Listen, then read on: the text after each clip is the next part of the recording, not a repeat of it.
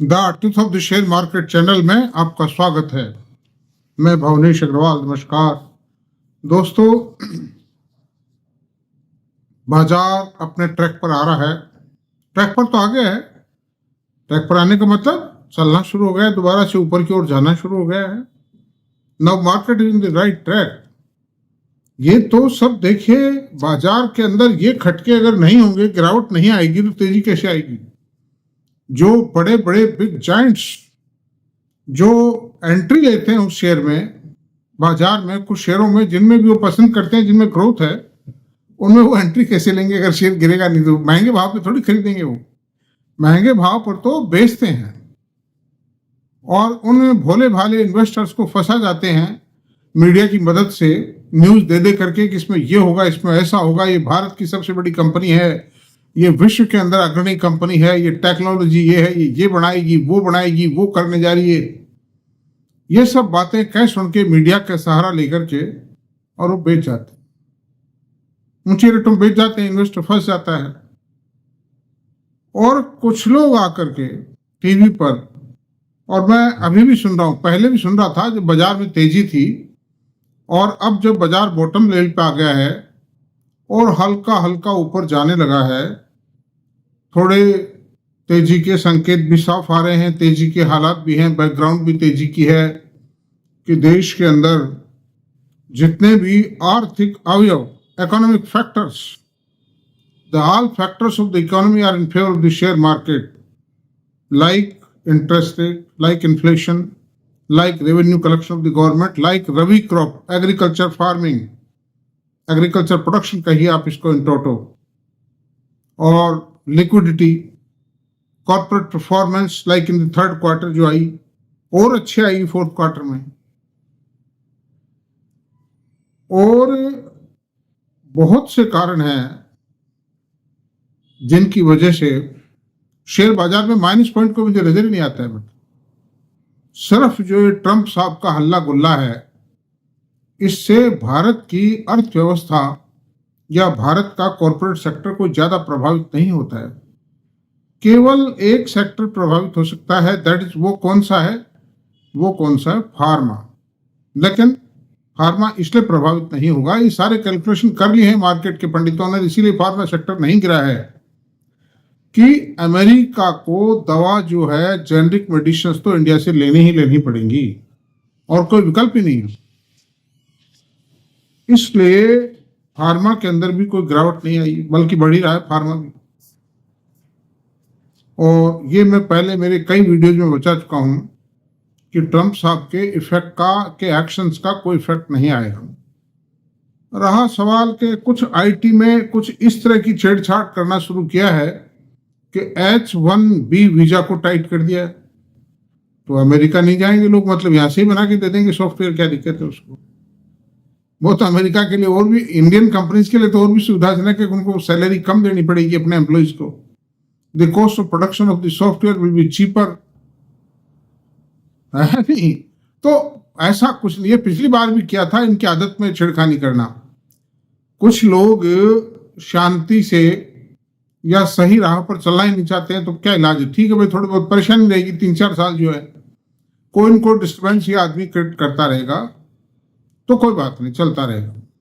और भारत की सरकार बहुत बुद्धिमान सरकार है कि सरकार ने बिल्कुल चुप्पी साध रखी है, और इनको क्या करना है उसके भी सब वर्कआउट मैं समझता हूँ प्रोनाउंस नहीं किया है, लेकिन ये इतनी इंटेलिजेंट सरकार है कि इन्होंने सारी परिस्थितियों को मद्देनजर रखते जो कुछ इनको एक्शन लेना पड़ेगा कि इस परिस्थिति में ये, इस परिस्थिति में ये, इसमें ये, वो सारा इन्होंने तय कर लिया होगा इंटरनली। मोदी जी बहुत एक super brain of the country हैं, तो ये सारे कैलकुलेशन कर चुके हैं ये, लेकिन ये बोलते नहीं है, और ना बोलना ही बुद्धिमानी है। हमारे कारण हम दूसरों को क्यों बताएं?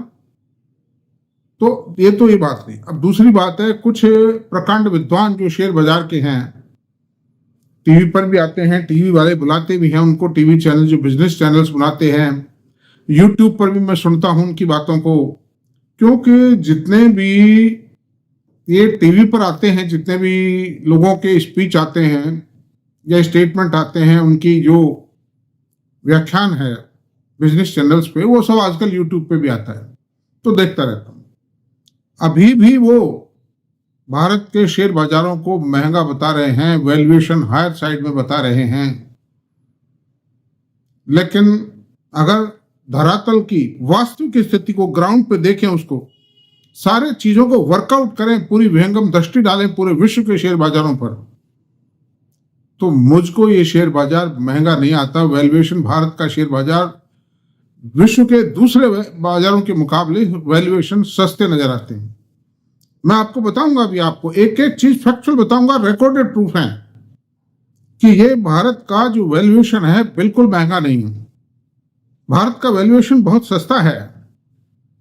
इस बारे में मैंने एक वीडियो पहले भी बनाया था, कुछ दिन पहले भी, जिसमें भी सबूत दिए थे बाकायदा, मैंने डेटा जो फिगर्स दिए थे बाकायदा, वेल प्रूव्ड रिकॉर्ड, दुनिया की टॉप रैंकिंग सर्वे एजेंसीज के द्वारा डिक्लेयर्ड है, वो कैलकुलेटेड हैं, और स्टॉक एक्सचेंजेस के फिगर थे, वो जो स्टॉक एक्सचेंज रिलीज करती हैं, स्टैटिस्टिक्स रिलीज करती हैं, वो फिगर थे, वो गलत नहीं हो सकते। तो अंडर दी सर्कमस्टेंसेस दोस्तों, जो भी आप समझें, मेरा फर्ज तो यह है कि आपके सामने सच्चाई रखना, ठोस सच्चाई, रिकॉर्ड पर आधारित सच्चाई, वेल प्रूव्ड, फेंका फाकी नहीं। खाली ये मैं नहीं कहता हूं वैल्यूएशन सस्ते हैं, ये बिल्कुल मैं नहीं कहूंगा। मैं रिकॉर्ड के आधार पर कह रहा हूं कि भारत के वैल्यूएशन दुनिया के दूसरे शेयर बाजारों के मुकाबले सस्ते हैं। अब हम आते हैं, देखिए क्या है, आपको बताते हैं।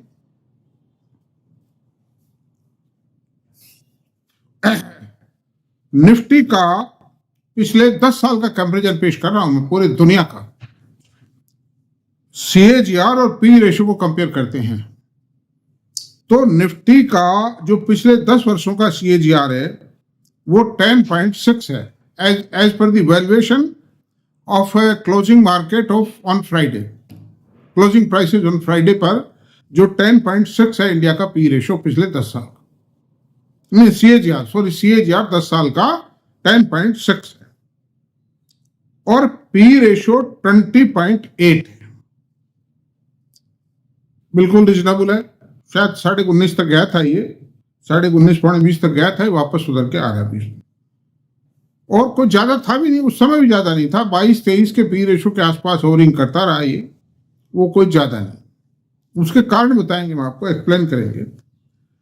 अच्छा, अब आप देखिए कि नैस्डैक का जो CAGR है पिछले 10 साल का वो 18.4%, 10 साल का CAGR नैस्डैक का 18.4 है, जो दुनिया का बेस्ट परफॉर्मिंग इंडेक्स है। इसमें जो लिस्टेड शेयर हैं वो सोना बरसाते हैं, पूरी दुनिया पर राज कर रहे हैं। Google, Microsoft, Amazon, Apple, Meta, ये दुनिया की मानी हुई कंपनियां हैं, मतलब दुनिया इनसे बढ़िया कुछ है ही नहीं, मतलब कॉर्पोरेट सेक्टर में। उसके बावजूद उसका जो CAGR है पिछले 10 साल का 18.4%, price earning ratio 37.76%, P ratio higher है। फिर अकॉर्डिंग टू दैट ही पी रेशियो है। अब मैं आपको हाथों हाथ बताता ही चलता हूं, भारत का जो अगर CAGR पर को बेस करके करें, CAGR टू पी रेशियो को का रेशियो अगर देखें तो इंडिया का 1.96 है, 1.96 है। सीधा पी रेशियो के अंदर भाग दे दीजिए CAGR का, 1.96 है। नैस्डैक का अगर देखें तो 37.76 को अगर डिवाइड करते हैं CAGR से 10 साल के से, तो 2.052 आता है। ठीक है, अच्छी बात है, लेकिन कोई बहुत बड़ा फर्क तो नहीं है ना। और नैस्डैक को और इंडिया की निफ्टी को कंपेयर भी नहीं किया जा सकता। Nasdaq is a different thing, $50 trillion का मार्केट कैपिटलाइजेशन है उसका। दुनिया में कोई इंडेक्स इतना कॉस्टली नहीं है। और नैस्डैक लिस्टेड कंपनीज में दुनिया के हर देश की सरकारों का, ज्यादातर देश की सरकारों का, दुनिया के बड़े से बड़े इन्वेस्टर्स का पैसा लगा हुआ है, इन्वेस्टमेंट किया हुआ, चाहे वो दुबई हो, चाहे सिंगापुर हो, चाहे कोई और देश हो, चाहे कोई अरेबियन कंट्रीज हो, गल्फ कंट्रीज हो, जापान हो, कोई भी हो, चाहे, क्योंकि ऐसे मार्केट को कोई नहीं छोड़ेगा। ऐसे इंडेक्स में इन्वेस्टमेंट किया बनाने, चाहे इंडिविजुअल शेयर्स में हो, चाहे इंडेक्स में हो, चाहे किसी म्यूचुअल फंड में हो, चाहे किसी FOF में। अच्छा, अब चलते हैं। डॉ जोन्स का जो CAGR है पिछले 10 साल का वो 12.5 है। पी रेशो क्या है? 23.69।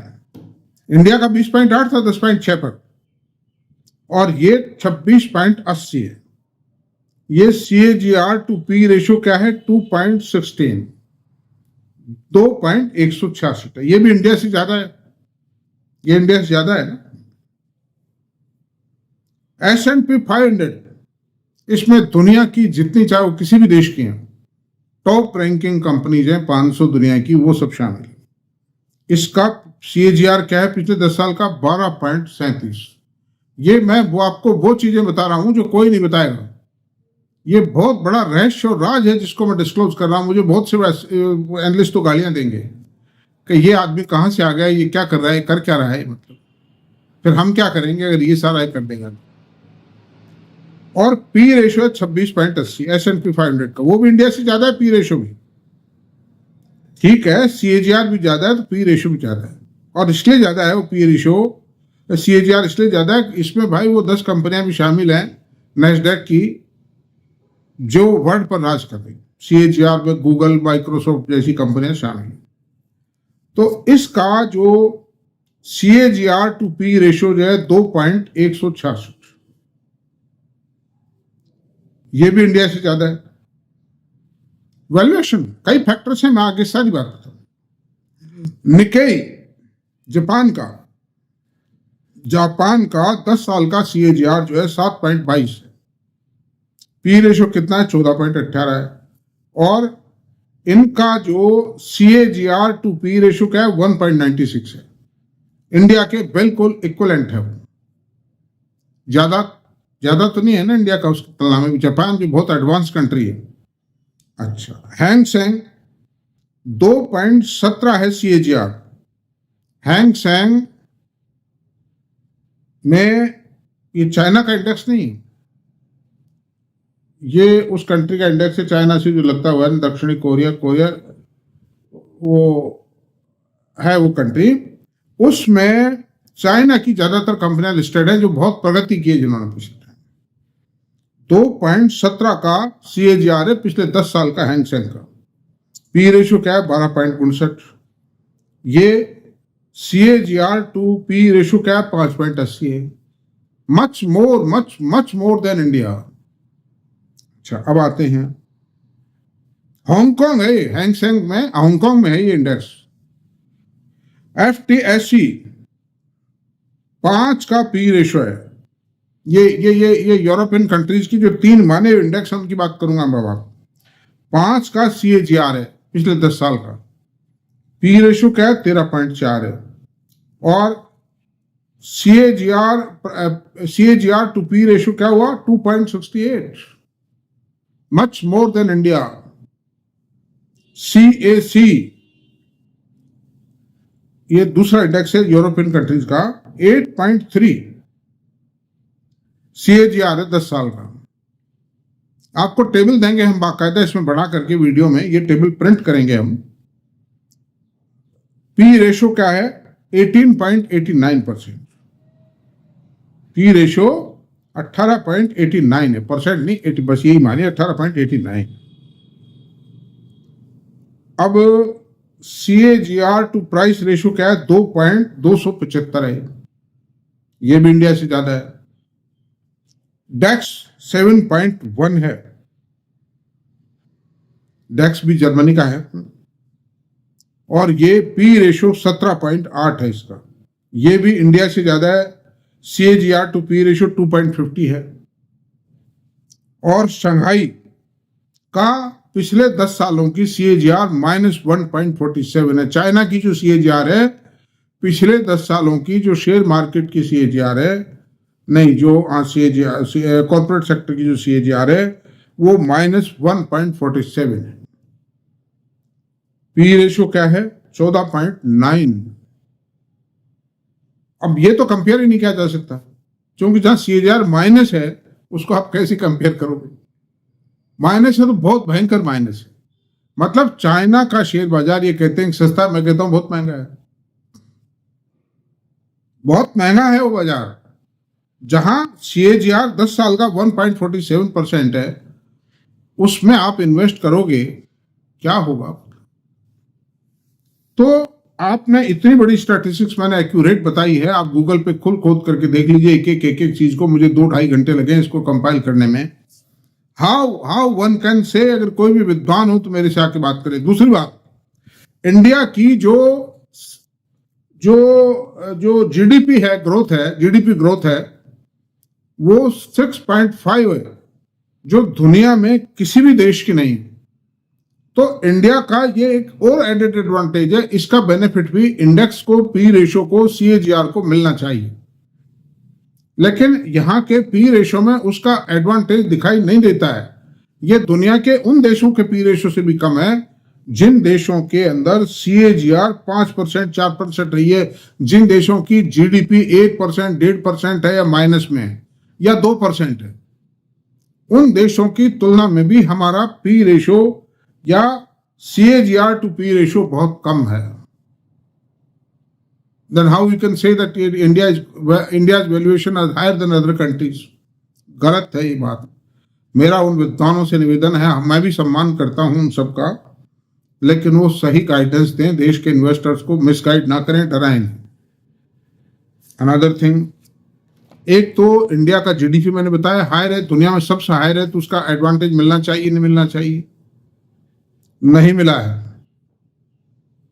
तो वैल्यूएशन दुनिया में सबसे कम वैल्यूएशन है इंडिया का। नंबर 2, इंडिया एक बहुत ही तेज गति से डेवलपिंग कंट्री है। इंडिया के नेचुरल रिसोर्सेस, इंडिया की मौसम, इंडिया एग्रीकल्चर सेक्टर के अंदर बहुत आगे बढ़ रहा है तेज गति से। इंडिया बहुत तेज गति से मैन्युफैक्चरिंग सेक्टर में आगे बढ़ने लगा है इन पिछले 10 सालों में। इंडिया के जो साइंटिस्ट हैं, ठीक है, इंडिया के पास अभी इतना पैसा नहीं है, लेकिन वो विदेशों में जाकर के जबरदस्त काम कर रहे हैं। आज इंडिया स्पेस रिसर्च के अंदर दुनिया की 4-5 कंट्री में से है। इंडिया ने बहुत शानदार लड़ाकू विमान बनाना खुद के स्तर पे शुरू कर दिया। ये सारे प्लस पॉइंट। इंडिया की आर्मी पावर बहुत स्ट्रांग है, इसलिए कोई खतरा नहीं है, देश की सीमाएं चाक चौबंद है। चाइना लौट गया था ना कोलम, वो कौन सी जगह थी वहां, जो 60 चाइनीज सैनिकों को मार दिया था हिंदुस्तानी सैनिकों ने। हालांकि 20 जवान हमें रणबांकुरे हमारे भी खोने पड़े थे, लेकिन लौटा दिया ना। उसके बाद कोई बदमाशी नहीं की चाइना ने। देश का शासक अगर अच्छा होगा तो देश सही चलेगा। चाइना ने कोई आंखें नहीं दिखाई है उसके बाद, शांति से है।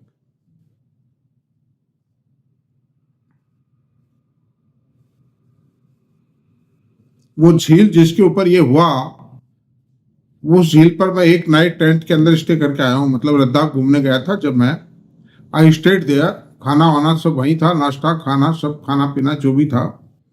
रात भर बारिश भी आती रही थी, लेकिन वो टेंटिंग सिस्टम इतना शानदार था कि उसमें हमें कोई परेशानी नहीं। वहीं हुआ था ये झगड़ा। तो ऐसी सूरत में ये कहना बिल्कुल सर्वथा गलत है, अनुपयुक्त है। दोस्तों, बहकावे में नहीं आवे, डरे नहीं। मतलब आप इसका प्रिंट आउट आप अपने पास में रख लें, फिर सिर्फ यानी फोटोशॉट लेके इसका और इसका प्रिंट आउट निकाल के आप अपनी फाइल में लगा लीजिए, ताकि जब भी कोई कहे उसको बता दीजिए ये क्या है, बता दे। तो थैंक यू वेरी मच, इतना ही रहने देते हैं आज। और आपको ये वीडियो पसंद आया तो प्लीज इसको सब्सक्राइब करें, लाइक करें, शेयर करें, कमेंट करें। Thank you very much.